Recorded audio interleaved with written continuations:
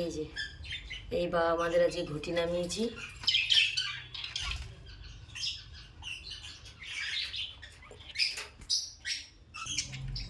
দুটো বেবি আছে এখানে ওদেরই।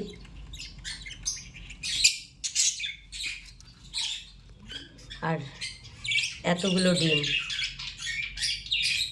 এখনও এতগুলো ডিম আছে। কোনটা ভালো কোনটা খারাপ এখন চেক করতে হবে। এতগুলো ডিম আর এই দুটো বেবি।